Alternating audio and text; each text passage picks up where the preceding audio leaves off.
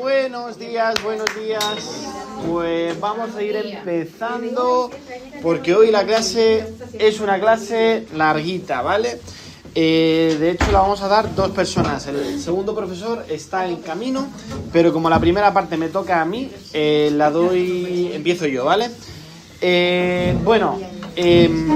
Deciros que esta es la última clase de escuela dominical de este año, pero no del módulo, ojo. Ya no vamos a tener más clases de escuela dominical, sí, en lo que queda de año, pero continuaremos. Así que seguramente, como la anterior clase vimos que no daba tiempo a hablar de todo lo que queríamos ver, ampliaremos un par de clases más, ¿vale? Ya está hablado con el consejo administrativo, con los ancianos, pero bueno, es más que nada planificarlas bien las clases, ¿vale? Hoy vamos a hablar de un tema que es interesante, es apasionado, es lo que quizá a la gente más le gusta hablar en relación a la cuestión del Espíritu Santo, y que son los dones espirituales, ¿vale? Voy a ir rápido y os voy a pedir que si tenéis preguntas, que las anotéis, ¿vale? Y nos las hagáis al final. Si es una pregunta que está muy relacionada con el tema, siempre levantad la mano para guardar el orden, ¿vale? Lo digo porque hoy va a venir David, que también va a dar clase, para ahorrar el mayor tiempo posible, ¿vale? Así que levantamos la mano siempre, ¿vale? Y yo daré a lo mejor un turno o 2 de palabra, ¿vale? Pero bueno, vamos a hablar de... Primeramente, a la hora de definir un don, ¿qué no es un don espiritual? ¿Vale? Porque mucha gente habla y decimos, bueno, un don espiritual es esto, pero a veces, hablando de los dones, decimos cosas que no son exactamente, ¿vale? Muchas veces confundimos conceptos y esto puede llevar a la frustración en la iglesia, porque hay gente que quiere, a lo mejor, identificar cuál es un don espiritual suyo, pero dice, bueno, pero no sé, porque me dicen que esto es, pero yo no sé si encaja con lo que la Biblia dice. Pero un don espiritual no es simplemente algo que se nos da bien de una forma natural.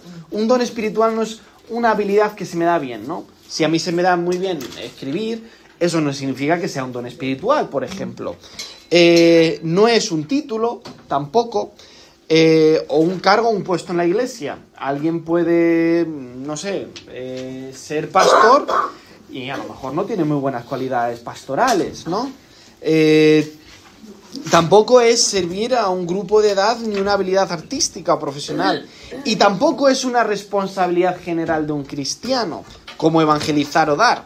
Yo me acuerdo que hace años, en un grupo de jóvenes, alguien propuso...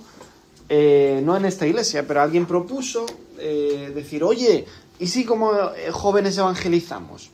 Y la respuesta del líder de jóvenes fue un tanto negativa. Dijo, bueno, tú si tienes el don de evangelizar, pues estás llamado a hacerlo y nos encanta que nos animen. Evangelizar no es un don, es una responsabilidad general de todos los cristianos, ¿vale? O por ejemplo, servir, ¿no? Es una responsabilidad de todos los cristianos y no es un don en particular. ¿Y por qué es importante empezar por aquí? Porque si confundimos estas cosas, terminamos buscando un don a veces en lugares equivocados. Y a veces hablamos de dones como cosas que nosotros queremos producir y no dejamos a Dios que nos diga cómo quiere obrar a través de nosotros para edificar a su iglesia. Lo dicho, un talento natural no quiere decir que sea un don. Un cargo en la iglesia no necesariamente es un don. Hay gente que tiene cualidades muy buenas de liderazgo y son grandes empresarios, pero eso no les haría buenos pastores necesariamente. Y a veces no siempre van juntos. Es decir, lo que he dicho, alguien puede ser pastor y no necesariamente tiene cualidades pastorales, o alguien tiene muy buenas cualidades pastorales y no necesariamente está llamado a ser pastor, por ejemplo. No siempre van de la mano. Pero vamos a hablar de qué sí es un don espiritual. Y vamos a hablar de una definición sencilla, ¿vale? Y yo creo que bastante general que todo cristiano puede aceptar. Un don espiritual es una habilidad sobrenatural otorgada por el Espíritu Santo que capacita al creyente para un ministerio concreto dentro de la Iglesia. Es un regalo soberano de Dios dado para la edificación del cuerpo de Cristo. Los dones no son, ojo, no son para el lucimiento personal ni para el logro individual. Existen para sanar, enseñar, animar, gobernar y multiplicar la comunidad.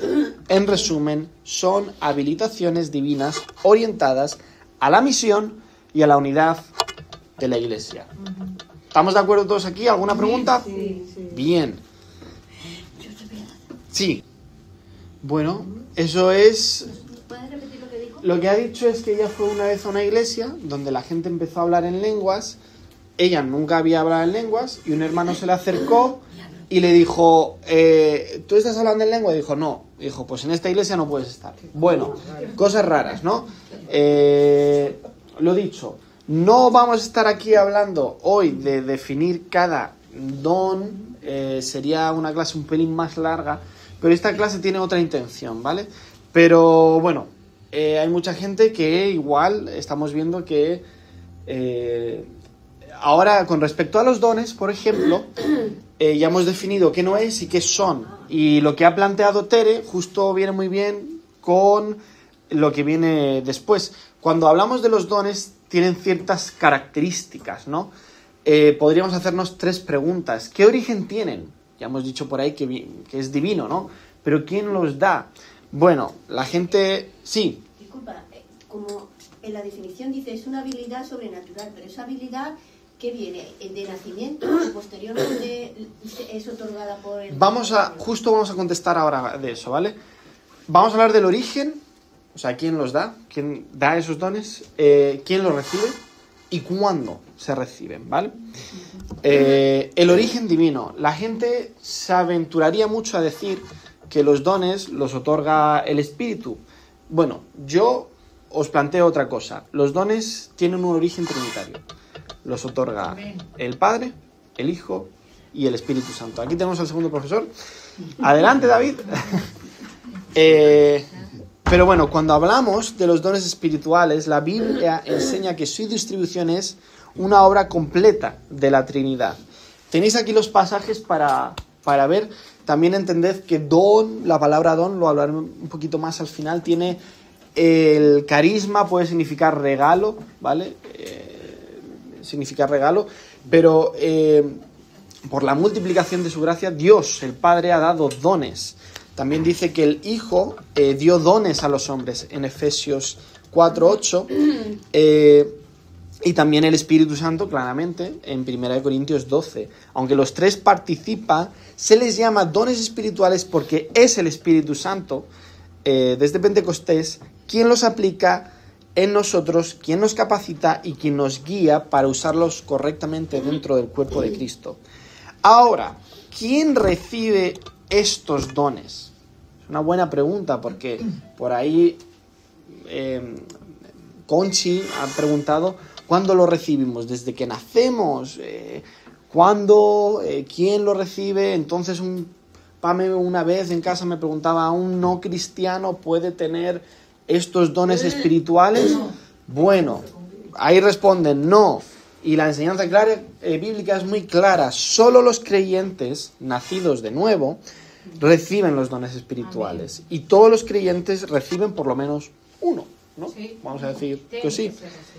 No hay cristiano sin una gracia especial del Espíritu para servir. Además, la distribución no está basada en nuestras preferencias o gustos, sino en la voluntad soberana de Dios. Tú puedes pensar que, no sé, te gusta mucho la enseñanza, pero a lo mejor no eres un gran maestro. Y está bien, o sea, puedes esforzarte en enseñar mejor, pero te costará mucho. ¿Qué pasa? Que a lo mejor Dios quiere usarte en otra área y será de mucha mayor gloria. Y a veces el tema de los dones trabaja mucho en relación a nuestro orgullo. Mucho, más de lo que pensamos. pero los dones siempre dependerán de la voluntad de Dios. Y Él decide qué don recibe cada uno para que la iglesia pueda funcionar como un cuerpo unido, diverso y complementario. Ahí tenemos a Pablo diciendo, no todos podemos ser ojos, no todos podemos ser manos, no todos podemos ser pies. Y respecto al momento en que recibimos los dones, la Biblia no da una respuesta con sí. Sin embargo, a partir del testimonio de las Escrituras, podemos decir que los dones son otorgados en el momento de la conversión. Y a lo mejor en tu comunión con Dios, tu santificación, pues van floreciendo más. Yo siempre he abogado con que los dones también los confirma la comunidad, ¿no? Y eso debería ser así. Uno no debería levantarse y decir, yo soy profeta, o yo soy tal, yo tengo estos dones, sino que la iglesia los ve y dice, aquí tenemos a alguien a quien el Espíritu Santo le ha otorgado esto.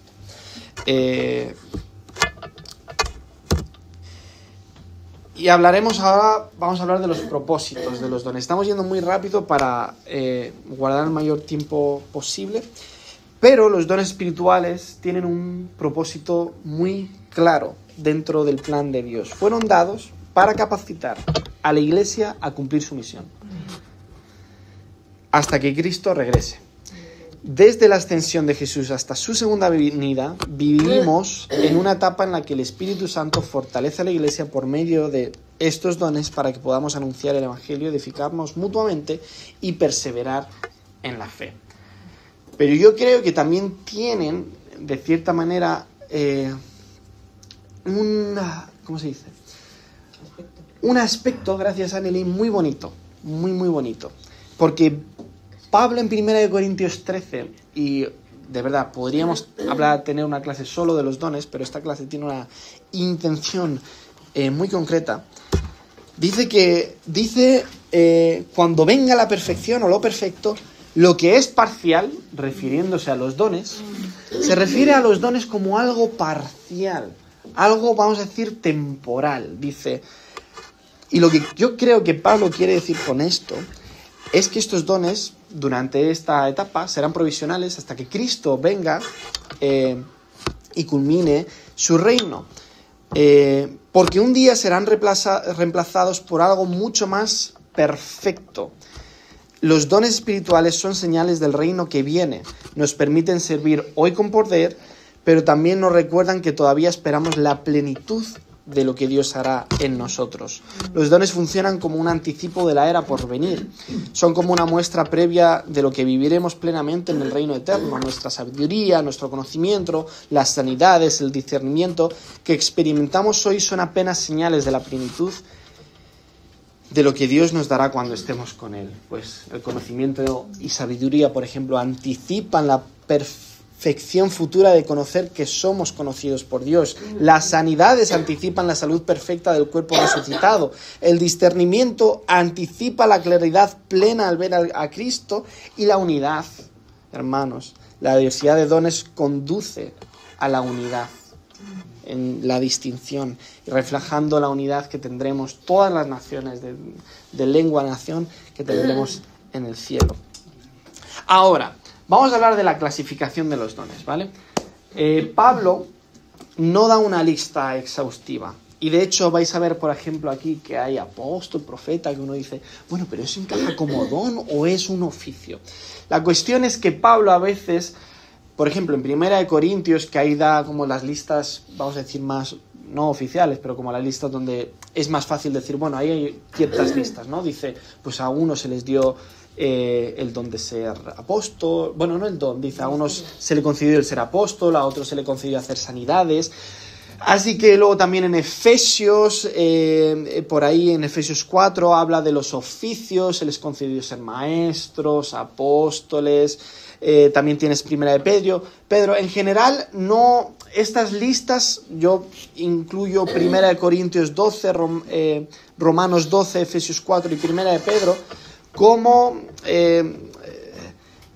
listas o dones o oficios que Pablo o Pedro no tenían como una intención de hacer una lista exhaustiva o un catálogo, sino que surgían conforme ellos iban escribiendo, ¿no? En cualquier caso, se pueden identificar varios tipos. Cuando hablamos de liderazgo, tenemos apóstoles, profetas, ¿no? Oficios, liderazgo, gente que profetiza, maestros, evangelistas, pastores, maestros. Y cuando hablamos de señales, milagros, dones de señales o de milagros, están los milagros, las sanidades, las lenguas, interpretación, fe, discernimiento de espíritu, comunicación y sabiduría, palabra de sabiduría, conocimiento, profecía, enseñanza, servicio, ayudas. Todos estos los podemos encontrar en los pasajes que he mencionado, 1 Corintios 12, Romanos 12, Efesios 4 y 1 de Pedro 4. Carisma significa regalo, don o favor de Dios. Y 1 de Pedro 4, por ejemplo, utiliza categorías muy generales, ¿no? El que habla, que ahí entra el profeta, ahí puede entrar el apóstol, el maestro. También el 1 de Pedro 4:11 dice el que sirve, ¿no? Que ahí pues entran servicio, ayudas, administración, ¿no? Son cuestiones muy generales. Y bueno, respondiendo, por ejemplo, un poco a lo que Tere decía, que es una pregunta que a lo mejor puede surgir. 1 de Corintios 12, que seguramente todos los conocéis, dice, bueno, ¿acaso todos hablan en lenguas? Lo hace Pablo como una pregunta retórica, ¿no? ¿Acaso todos hablan en lenguas? ¿Acaso todos profetizan? ¿Acaso todos enseñan? ¿Acaso todos sanan? La respuesta es clara, no. El Espíritu Santo da conforme Él desea y quiere. Así que puede surgir esa pregunta de ¿todos deben tener el mismo don? La respuesta es no. No todos deben tener el mismo don, pero todos deben conocer sus dones con el propósito de edificar a la iglesia. Y ahora vamos a hablar de quizá unos debates, ¿sí? ¿Lo preguntas sobre este tema? Sí. Es que yo siempre he oído de dones y ministerios. Ajá. Entonces, que una cosa son los dones y otra cosa son los ministerios. Por ejemplo, Sí. un pastor puede que tenga varios dones para ejercer ese ministerio, o tú lo ves más como un don, ¿no? De oficio. O sea, yo lo que digo es que yo he incluido, por ejemplo, ciertos oficios. Por ejemplo, el maestro pastor aparece en Efesios 4 como un ministerio, ¿no? Que Efesios 4 aparece como los 5 ministerios, ¿no? Que se le dice. ¿Qué pasa? Que luego Pablo, cuando habla en 1 Corintios 12, que ahí hablamos de como dones, como habilidades, ¿no? También incluye el ser apóstol o la profecía, ¿no? Por eso yo digo, bueno, ser maestro o pastor viene muy ligado con la enseñanza, ¿no? Ser profeta tiene que ver con la profecía. A lo mejor lo más debatido es el apóstol, ¿no? El apóstol es un don, es un tal. A lo mejor en un sentido estricto, como nosotros entendemos, habilidad, no lo es. Pero el don también, el don entendido como favor de Dios, ¿no? Se les concedió a 12 únicamente el ser apóstol, ¿no? Pues sí, y a lo mejor fue un favor de Dios muy concreto, solo para 12, ¿no? De hecho, estamos edificados bajo el fundamento de los profetas y de los apóstoles, ¿no? Así que se les concedió el ser apóstol, vamos a decirlo así. Pero sí, a lo mejor hay diferencias, es una diferencia importante el definir. Pero a veces la línea entre oficio y don es fácil marcarla, pero a veces, bueno, en las listas que Pablo da es como, bueno, pues Pablo dice que a uno se les concedió ser apóstol, ¿no? Pues bueno, la cuestión es que Pablo no quiere dar una lista como estos son los dones, ¿no? Pero se pueden ver. De hecho, podríamos hacer una lista exhaustiva nosotros y tratar de definirlos, pero ni siquiera la Biblia lo hace mucho. Pero vamos a hablar y muy brevemente, ojo, muy brevemente, David y yo estábamos debatiendo si sería bueno a nivel educacional tener un debate de esto. Y bueno, no hemos concluido en nada, habrá más información próximamente, pero con respecto a los dones, hay debates muy actuales que, bueno, ya los mencionamos en la primera clase, ¿no? El continuismo y el cesacionismo. ¿Qué pasa con estas posturas? El continuismo es la postura teológica, voy a ser muy aséptico, que sostiene que todos los dones espirituales del Espíritu Santo siguen vigentes hoy, ¿vale? Todos los dones, ¿no? Y el cesacionismo, digamos que es su contraparte, afirma que ciertos dones, luego hay cesacionistas que dicen que todos los dones, pero la mayoría actuales dicen que solo ciertos dones, la revelación, los milagros y las sanidades, han cesado con la muerte de los apóstoles, ¿no? Como que esos dones solo únicamente fueron otorgados en la era apostólica. ¿Qué pasa con este debate actual? Que muchas veces parte de definiciones erróneas, ¿no? En el sentido de que el debate a veces surge por las definiciones que se le dan a ciertos dones, ¿no? Un cesacionista y un continuista no opinan muchas veces igual de qué es el don de lenguas. Y lo mismo con sanidades y tal. Y a veces se centran mucho en argumentar si es vigente o no, pero no, ambas posturas no se han sentado a dialogar sobre qué son los dones. En cualquier caso, hay extremos en una parte y otra. Yo siempre abogaré porque el diálogo es bueno y será siempre bueno escucharse. Pero esos son los debates actuales en relación a la perspectiva de los dones. ¿Alguien tiene alguna pregunta hasta aquí? Porque ya hemos terminado. Bien, a la hora. Manos. Primero manos. Conchi. ¿Hay alguna diferencia para saber si un don es otorgado por el Padre, el Hijo o el Espíritu Santo? Yo no... O sea...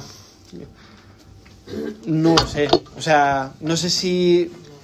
que yo creo que los tres operan, ¿no? O sea, el don de Cristo, el regalo de la gracia nos lo ha dado Dios el Padre y Cristo con su evangelio nos ha bendecido, y es el Espíritu Santo quien opera en nuestra santificación y quien nos capacita para los dones a día de hoy. Así que yo no sé si habría que ni siquiera buscarla, Conchi, bajo mi punto de vista, pero bueno. Sí. Para que me definieras un poco qué es apóstol, porque últimamente en la calle cualquiera se llama apóstol. Sí. ¿Y por qué no haces una definición lo más exacta posible? Los apóstoles fueron los discípulos más cercanos de Cristo, porque Cristo tuvo más de 12 discípulos o más de 12 seguidores, pero fueron los discípulos más cercanos de Cristo en relación a sus enseñanzas. Hechos 1 y da como una norma de quién puede ser apóstol. No me acuerdo, tendría que memorizar o parafrasear, o aquí a lo mejor David me puede ayudar. Tenían que haber estado cerca de las enseñanzas de Jesús, haberle visto antes de su muerte y después de su resurrección. ¿Y algo más? Haber sido testigo de la resurrección. Haber sido testigo de la resurrección. O en el caso de Pablo, que se le apareció. Claro, Pablo Es el último de los apóstoles, ¿no? Porque se le apareció, ¿no? Pero él no se consideraba apóstol, él tenía como muchos dilemas, pero sí. Él lo reconoce, ¿no? Porque él dice, bueno, sí, yo... y como un abortivo se me apareció. Sí, como un abortivo. Pero tenía una concepción muy humilde, vamos a decir, ¿no? Así que esa es la definición de apóstol. Luego, sí es cierto que para otras personas de la Biblia, apóstol, el término significa enviado. Así que los teólogos hacen una diferencia de apóstol con A mayúscula y apóstol con A minúscula, ¿vale? Un apóstol, que es un término que es mejor no emplear porque genera confusión.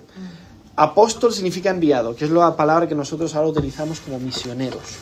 Así que yo abogo por no usar el término, darle el título a personas, porque eso trae confusión.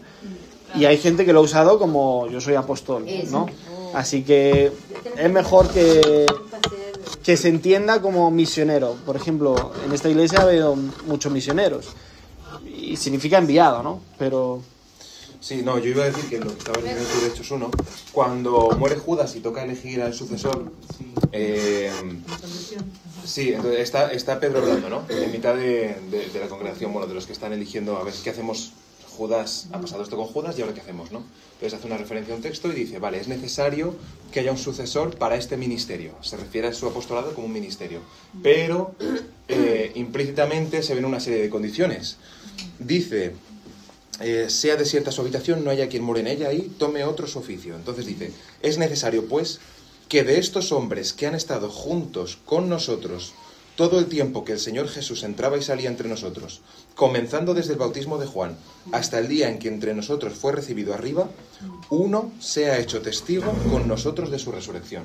Es decir, esa es la condición. Tenía que haber sido alguien que hubiese estado desde el principio del ministerio de Jesús, con ellos, escuchando a Jesús, viviendo con Jesús todo ese tiempo, porque sabemos que aunque había escogido a 12, era un grupo grande. De hecho, primero están los 70, que son enviados, luego de ese grupo se iba a escoger a alguien. Ese era el condicionante. ¿Cuál es la excepción?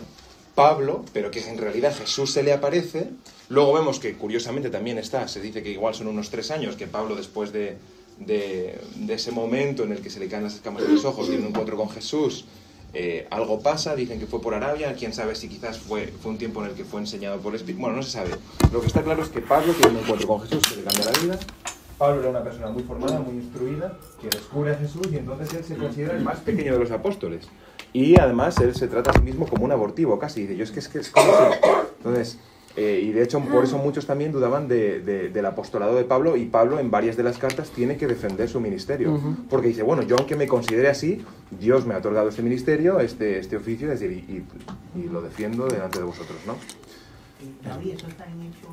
Es Hechos 1, y yo el texto que he leído es a partir del 20. Pero la intención de esta clase es redirigir un poco como el afán que a veces tenemos en los debates actuales de la neumatología, en centrar como la neumatología cristiana en los dones espirituales. Hay muchas iglesias que dicen, bueno, ¿cuál es tu don? ¿Cuál es tu don? Como un poco como diciendo, en el momento que florezca tu don, ya es señal de que el Espíritu Santo está ahí, ¿no? Y realmente no. Realmente no. Los dones no son la señal de que alguien es un santo o un seguidor de Cristo, mejor dicho, sino que, bueno, es el fruto del Espíritu. Eso vamos a ver. Y ojalá, que ahora lo voy a llevar David, meditemos más en el fruto y dejemos los debates y las tensiones sobre los dones para otra cosa, ¿no? Pero David, te dejo el turno. Bueno, en primer lugar, decir que el debate es bueno y necesario, pero hay que entender cuándo es el momento. Entonces, aunque ahora Eric ha comentado del cesacionismo, del continuismo, vamos a dejarlo. Seguramente surjan debates en la siguiente clase que daremos a partir de enero, cuando hablemos de la neumatología en los movimientos modernos, en las denominaciones de hoy en día, ¿vale? Y entonces ahí sí que surgirán cuestiones y será el momento de tratarlas. De momento queremos establecer esta diferenciación entre dones y espíritu y que quede claro bíblicamente qué es cada cosa. Eric ha hecho una exposición perfecta acerca de los dones, muy bien, y como bien él ha enlazado, vale, los dones en muchos contextos se defiende, sobre todo un don en concreto como el de las lenguas, en ciertos círculos pentecostales. No estoy generando polémica, hablo abiertamente de lo que creen, ¿no? Sobre todo, por ejemplo, asambleas de Dios. Yo sabéis que estudié en un seminario de asambleas de Dios. Entonces, ahí, por ejemplo, es parte del credo de la denominación que las lenguas son la evidencia de la llenura del bautismo del Espíritu, ¿no? Entonces, por ejemplo, es una perspectiva, es una interpretación. ¿Qué sucede con esto? Que claro, bíblicamente, explícitamente, ¿qué se dice? Eso es una interpretación que se infiere de algunos textos que ellos manejan, pero explícitamente, ¿qué dicen las Escrituras? Eso es lo que queremos ver ahora mismo. Pablo, en Corintios, es bastante claro. Precisamente cuando habla en el texto, en 12, cuando habla de las lenguas, 1 Corintios 12, habla de los dones de profecía, de las sanidades. Llega 1 Corintios 13. Vale, ahora, entiendas lo que entiendas por dones, Pablo te dice que son buenos, que son para edificación de la iglesia y del creyente, que hay que buscarlos, pero que hay un camino aún más excelente. ¿Cuál es? El amor. El amor. Es decir, el amor. Dice, porque si hablase lenguas angelicales, si hiciese tal, si entregase mi vida, si hiciese lo que hiciese, si no tengo amor, nada soy, de nada me sirve. Soy como un instrumento que suena ahí sin hacer nada. Entonces, ¿y el amor dónde se describe? Es parte del fruto del Espíritu, que vamos a ver en Gálatas 5. Los que tengáis Biblia y queráis abrirlo, es un texto conocido.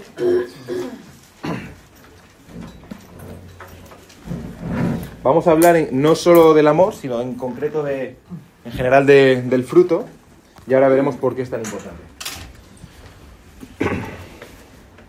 Vale. Voy a leer el texto que se suele leer, ¿vale? Gálatas 5, versículos del 22 al 25 voy a leer. Dice, mas el fruto del Espíritu es amor, gozo, paz, paciencia, benignidad, bondad, fe, mansedumbre y templanza. Contra tales cosas no hay ley. Pero los que son de Cristo han crucificado a la carne con sus pasiones y deseos. Si vivimos por el Espíritu, andemos también por el Espíritu. Vale. Así, de primeras, cuando leemos Gálatas 5, ¿qué vemos a modo de introducción acerca del fruto? Primero, que es un conjunto de virtudes, ¿no? El amor, el gozo, la paz, podríamos decir que son virtudes, aspectos positivos que se manifiestan en el carácter de una persona, ¿no? Y en este caso está describiendo cómo tiene que ser el carácter del cristiano, del verdadero cristiano, del nacido de nuevo. Estas virtudes, bueno, pues ya las hemos leído. ¿Cuáles son? El fruto del Espíritu es el resultado de dos procesos que tienen lugar en la vida del creyente, que son regeneración y santificación. Son términos teológicos, pero que describen una realidad que todos, como creyentes, hemos experimentado. Cuando hablemos qué es cada cosa, vais a decir, sí, yo he vivido eso, y vais a tenerlo en mente, por supuesto. ¿Y qué es lo contrario del fruto del Espíritu? En el mismo texto de Gálatas, un poco antes, te describe qué son las obras de la carne, ¿vale? A Pablo le gustaban mucho las listas. Aquí tenéis un contraste. Cuando Pablo habla acerca de las obras de la carne, ¿vale? ¿Qué dice? Es decir, no se resume solamente en esto, pero yo creo que ahí Pablo estaba escribiendo todo lo que se le estaba viniendo a la mente. Es decir, entonces habla del adulterio, de la fornicación, inmundicia, lascivia, idolatría, hechicerías, enemistades, pleitos, celos, iras, contiendas, disensiones, herejías, envidias, homicidios, borracheras y orgías. Ya habéis visto, o sea, va desde temas vastísimos hasta cosas simples. Porque podemos decir, no es lo mismo el adulterio que la lascivia.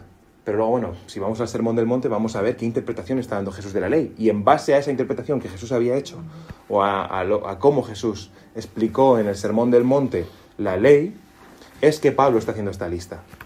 Porque está diciendo, todo es pecado, da igual que sea una acción que ocurra en tu mente, si tu corazón no está bien, hay pecado. Y esto es el pecado, esto es el fruto de la carne. Si vives conforme a la carne, que hay muchos textos en Romanos, también en Corintios, en los que Pablo compara vivir según la carne con vivir según el Espíritu.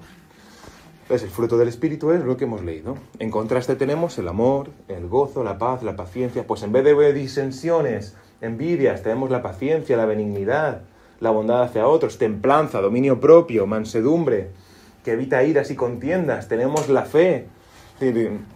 Tenemos un montón de cuestiones que evidencian la presencia y la obra del Espíritu en la vida de una persona. Entonces, aunque, claro, ¿qué pasa? Que Eric ha dicho que los dones no se van a dar a una persona que no nació de nuevo, a un no creyente. Entonces los dones sí son evidencia. Lo que pasa es que nosotros a veces, si precisamente no tenemos don de discernimiento, va a ser difícil distinguir hasta qué punto Dios ha dado un don a una persona, o es simplemente una habilidad adquirida, o vale. ¿Cómo distinguimos estas cosas? La manera más sencilla y directa que nos dice Pablo de entender si una persona es nacida o no de nuevo es mirando el carácter. Si estos aspectos están en su carácter. Y entendemos que nacen del Espíritu, porque nosotros en nuestra propia carne va a haber situaciones en las que lo que nos va a salir natural, ¿qué va a ser? Pero en esos momentos, la persona que es guiada por el Espíritu va a entender qué es correcto, qué no es correcto, y va a poder tomar la decisión de decir, no, ¿vale? Voy a actuar correctamente, voy a decidir, y va a ser trabajada por él. O sea, esto no es obviamente, esto parece perfecto, inalcanzable, pero es a lo que aspiramos. Es nuestra guía, nuestro modelo, nuestra plantilla. Sobre eso tenemos que trabajar. Y esa es la obra del Espíritu. Esto es lo que el Espíritu quiere trabajar en nosotros. Entonces, ¿qué es lo que sucede? Que si obras conforme a la carne, si andas según la carne, estás bajo la ley. ¿Eso qué quiere decir? Que no estás bajo la gracia. ¿Eso qué significa?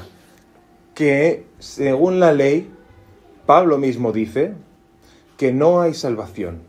¿Por qué? Porque somos condenados. Porque la ley fue dada como un ayo para conducirnos a Cristo. ¿Eso qué significa? Que la ley, el propósito de la ley era hacernos ver nuestro pecado. Entonces, en base a la ley, entendemos que todas estas cosas no son correctas. Y si eso es lo que obra en nuestra vida, es decir, no está habiendo una transformación, no estoy diciendo que en un momento puntual sientas celos de una persona, tengas problemas con un hermano, hayas pensado mal al ver a una mujer que, yo qué sé, es decir, hay situaciones que se dan, pero que como creyentes tú eres consciente de que eso no está bien y dejas que el Espíritu Santo trabaje en tu vida. Y eso significa, si tú eres guiado por el Espíritu, estás bajo la gracia, no estás bajo la ley, no hay condenación, porque los que están bajo la ley, el mismo texto de Gálatas al principio dice que están bajo condenación. Además, el texto de Gálatas tenemos que entender que está en un contexto en el que era una iglesia donde habían estado entrando los judaizantes. De hecho, empieza el texto diciendo, qué pronto os habéis alejado del verdadero evangelio. Oh Gálatas insensatos. Dice, atendiendo, dice, no porque haya varios evangelios o haya otro evangelio, solamente hay uno, sino que hay gente que lo pervierte y lo dice en el contexto de los judaizantes, ¿no? Que querían volver a tener el control sobre la ley, entonces en ese contexto lo dice. Por eso podemos entender bien estos textos, ¿no? Así que si estás bajo la ley, el texto es claro, el mismo Pablo lo dice, no heredarán el reino de Dios. Los que viven según la carne están bajo la ley y por lo tanto no heredan el reino de Dios. Los que viven y manifiestan el fruto del Espíritu son guiados por el Espíritu, son libres de la ley y por lo tanto heredarán el reino de Dios. Ahora bien, ¿por qué se manifiesta el fruto del Espíritu en una persona? ¿Qué ha tenido que pasar en una persona para que esto sea así? Pues en primer lugar, la regeneración. ¿Qué es la regeneración? Pues el nuevo nacimiento. Es lo que Jesús también llama en Juan 3, cuando está hablando con Nicodemo, nacer del Espíritu. El mismo Jesús le llama también nacer de nuevo, nacer del Espíritu. Y está claro que es obra del Espíritu Santo. No estoy entrando aquí en si la salvación es una decisión mía o es la predestinación de Dios, porque eso es otro debate también. Lo que está claro es que una persona no puede cambiar si el Espíritu Santo no interviene. Ahora, eso no quiere decir que tampoco tengamos libertad de decisión para nosotros decidir. Hay varios textos que nos dan a entender pues que hay personas que se obcecan y deciden llevar la contraria a Dios. Entonces, ¿hasta qué punto? Bueno, no voy a entrar en temas de calvinismo y arminianismo, pero entendemos que hay una decisión que nos corresponde a nosotros, por eso nosotros somos culpables o no, somos responsables de nuestras decisiones, pero también Dios interviene. Si no hay un toque del Espíritu Santo, es imposible que una persona cambie. Eso lo tenemos que tener claro. Entonces, la regeneración es algo que nace, como dice Jesús, nace del Espíritu. Es nacer del Espíritu. ¿Qué implica? Pues un cambio en la naturaleza de la persona, a nivel espiritual. Luego se manifiesta también de formas físicas, con acciones, pensamientos, pero hay un cambio en la naturaleza de la persona. Por eso Pablo también, en 2 Corintios 5, dice que es nueva criatura. Es el texto en el que dice que todas las cosas son hechas nuevas, ¿verdad? Porque es una nueva creación. El mismo Nicodemo tenía sus dudas cuando Jesús le está explicando esto. Dice, ¿pero qué significa nacer de nuevo? ¿Que me voy a meter otra vez en el vientre de mi madre para volver a salir? ¿No? Estaba pensando en términos muy, muy simplistas, ¿no? Jesús le dice, no, estoy hablando de nacer del Espíritu, de ser guiado por el Espíritu. Estamos hablando, como también Pablo es quien sienta las bases de nuestra teología, de nuestro pensamiento, de nuestra doctrina. Él mismo habla de que... él habla también del concepto del viejo hombre. Y no es que una vez que hemos sido regenerados y somos una nueva creación, ya somos perfectos. Eso lo vamos a ver más adelante con el concepto de santificación, ¿vale? Somos una nueva criatura, pero esa nueva creación, el Espíritu que Dios ha puesto en nosotros, el Espíritu morando en nosotros, va a chocar con nuestra carne, porque seguimos estando limitados. Mientras estemos en esta tierra, seguimos estando en un cuerpo de carne. Entonces el mismo Pablo, vamos a ver, o sea, porque es el autor de esta carta, él dice también en otros textos que miserable de mí, que lo que quiero hacer no hago, y lo que no quiero hacer hago, y él mismo vemos que tiene esa lucha, ¿no? Y en tercer lugar, la regeneración también implica que somos sellados con el Espíritu Santo, que es lo que dice Efesios 1:13. Voy a leerlo, es justo la carta siguiente. Efesios 1:13 dice, son 2 páginas más adelante. En él también vosotros, habiendo oído la palabra de verdad, el evangelio de vuestra salvación, y habiendo creído en él, fuisteis sellados con el Espíritu Santo de la promesa, que es las arras de nuestra herencia hasta la redención de la posesión adquirida para la alabanza de su gloria. ¿Qué palabras? Pero bueno, es muy sencillo. ¿Qué está explicando? Lo que está diciendo es que vosotros, hablándole a los efesios, después de haber oído el evangelio, la palabra de verdad, nos está explicando el proceso de conversión. Dice, habéis escuchado la palabra de verdad, el evangelio de vuestra salvación, y habiendo creído en él, creyéndolo, fuisteis sellados con el Espíritu Santo de la promesa. Y este sello del Espíritu Santo es la evidencia, la garantía, cuando habla de las arras de la herencia, está diciendo que es la garantía de que vamos a heredar lo que Dios ha prometido. Y significa que Dios, ¿cuál es esa promesa? O lo que Dios nos ha prometido, esa herencia, que vamos a ser redimidos como posesión adquirida por alabanza de la gloria de Dios. Es como el texto de Ruth y Boaz, ese concepto de redención, yo creo que muchos lo conocéis. Es decir, es un concepto en el que Boaz, como familiar más cercano, redime a esta mujer y la hace de su familia, la trae bajo su protección y ahora entonces la salva, la redime. Bueno, podemos decir que la hace suya entendiéndolo en el contexto en el que estaba, ¿vale? Eso es lo que Dios hace con nosotros. Dios nos redime. Y el sello o la garantía de que eso es así y de que somos posesión de Dios es el sello del Espíritu Santo. Por eso decimos, ¿cómo sé si soy cristiano o no? Si voy a ser salvo o no. Pues Dios ha puesto en ti su Espíritu Santo. Es decir, es la garantía, el sello de que has sido escogido por Dios, de que eres salvo. ¿Y eso cómo lo sé? Se manifiesta en el fruto. El otro concepto es el de santificación, ¿vale? La regeneración, ¿qué significa? Nacer de nuevo. Entiendo el Evangelio, lo confieso con mi corazón y con mi boca, como dice Romanos 8, para salvación. Ahora, la santificación tiene 2 aspectos. Es un hecho y un proceso. A ver si lo consigo explicar de manera sencilla. Tenemos la santificación, en teología se llama santificación posicional o santificación progresiva. Pero bueno, eso simplemente para que lo conozcáis al que le interese profundizar un poco. Básicamente es esto. Podemos entender santificación de 2 maneras. Una, hemos sido declarados justos y llamados santos para Dios. Entonces ya Pablo a muchos creyentes les llama a los santos que están en, como en Apocalipsis, a los santos que están en Tiatira, en la Odisea, en no sé dónde. Es decir, haciendo referencia a que, o no dejando de orar por los santos. Es decir, está hablando de creyentes. El creyente es santificado, es llamado santo. ¿Qué significa santo? Apartado para un propósito.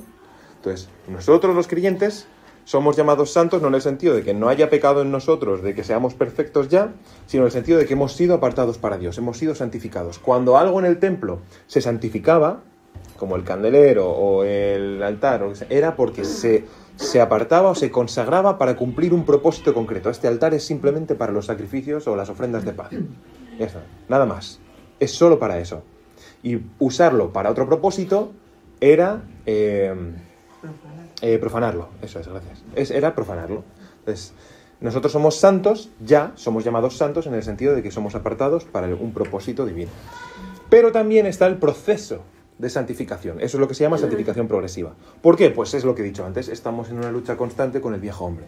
Nuestro espíritu, el espíritu de Dios en nosotros, lucha con nuestra carne. Por eso está esa lucha entre los deseos de la carne y los deseos del espíritu. Ahora, ¿cómo sé que soy salvo? Que soy posesión adquirida, que tengo el sello del espíritu. Pues porque decido andar conforme al espíritu, soy guiado por el espíritu y eso se evidencia en una transformación del carácter. Es decir, el cristiano verdadero no puede decir yo soy así y ya está. siendo consciente de que algo no está bien en mi vida. El cristiano verdadero lo que tiene que decir, el que ha nacido de nuevo, es: Señor, tú eres mi Señor, haz conmigo lo que quieras, y si hay algo en mí mal, cámbialo. Y entonces yo, ahí me toca obviamente, no es que, ay Señor, mira, este aspecto de mi carácter se repite y se repite, y es que soy súper impulsivo, y constantemente soy impulsivo, y es que salto a la de nada, y cámbialo, cámbialo. No es que Dios vaya a hacer así, pum, y te vaya a cambiar. Dios va a ir poniendo situaciones, Dios va a darte las fuerzas, pero tú tienes que poner de tu parte, desde luego. Es decir, a eso se refiere al deseo del Espíritu. Es decir, nosotros deseamos hacer el bien, deseamos ser transformados. ¿Por qué? Simplemente por el mero hecho de agradar a Dios y demostrar a Jesús con mayor claridad. Eso es lo que queremos, eso es lo que el cristiano quiere. Si eso no está en tu vida, replantéate las cosas. Porque el verdadero creyente desea que su carácter sea transformado para parecerse más al carácter de Cristo. Entonces, ¿cuál es la evidencia de la obra del Espíritu en una persona? De que una persona es llena del Espíritu. No son los dones o habilidades. Eso es para edificación de la Iglesia. La evidencia de la obra del Espíritu en una persona es la transformación del carácter. Es la manifestación del fruto del Espíritu. Por supuesto, como es una lista larga, va a haber cosas con las que vamos a tener mayor facilidad. Yo soy una persona que por lo general he sido muy tranquila de carácter. Eso quizás me facilita ser paciente en algunas situaciones. Pero luego hay muchas otras situaciones en las que es difícil para mí trabajar. Es muy difícil. Entonces, no es que todos seamos perfectos en todo, todos fallemos en todo, sino que tenemos que, bajo la luz del Espíritu y la guía del Espíritu, identificar qué cosas hay en nosotros que no glorifican a Dios y que necesitamos cambiar para mostrar a Jesús. Al igual que Cristo era la imagen invisible del Dios invisible, nosotros también tenemos que mostrar a Cristo. Como decía Pablo, fijaos lo que dice Pablo. Siendo consciente de su pecado, siendo consciente de quién era él, él dice: sed imitadores de mí, como yo lo soy de Cristo. ¿Podéis decir eso? Son palabras mayores, ¿eh? Pues deberíamos. Pero no estamos. Desde luego. Incluso Pablo. Creo que hay un versículo que lo ilustra muy bien, la salutación a la Iglesia de Dios, los santificados llamados a ser santos. Ah, de hecho, bueno, tenía puesto Efesios 2, pero sí. También, por ejemplo, en Primera de Corintios, que es la carta que estaba leyendo Eric antes para hablar de los dones, pues Pablo dice llamado a ser apóstol de Jesús. Siempre tiene que defender su ministerio, que es lo que estábamos diciendo antes. Por la voluntad de Dios. Y el hermano Sóstenes a la iglesia de Dios que está en Corinto, a los santificados. Tengo una lista de, creo que en la hojita de resumen que tenía, que luego os entregamos, tengo una lista de versículos en los que se puede ver tanto un tipo de santificación como el otro, que se ve la diferencia. Pero ahora en este versículo lo vamos a ver bien también. A los santificados en Cristo Jesús, llamados a ser santos, con todos los que... ¿Qué significa? Santificados y llamados a ser santos. Ahí vemos las dos cosas. Habéis sido santificados, habéis sido apartados y consagrados para Dios, pero también estáis llamados a ser. Es decir, no es que seáis, sino que estáis llamados a ser. Como dice también en 1 de Pedro, sed santos porque yo soy santo. Estamos llamados a ser santos. Ese es el proceso.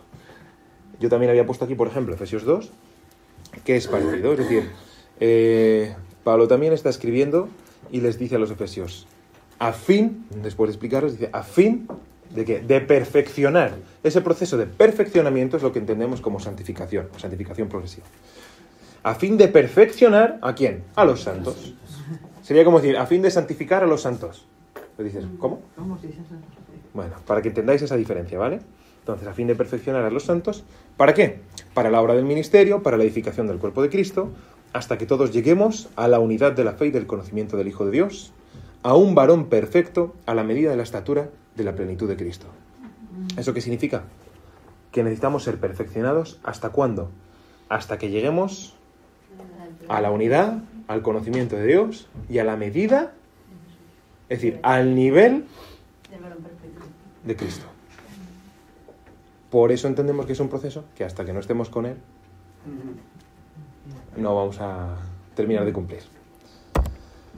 Así que a modo de conclusión, bueno, pues ya sabéis, creo que ha quedado claro, pero si tenéis alguna duda me comentáis. El fruto del Espíritu es el resultado de la obra del Espíritu Santo.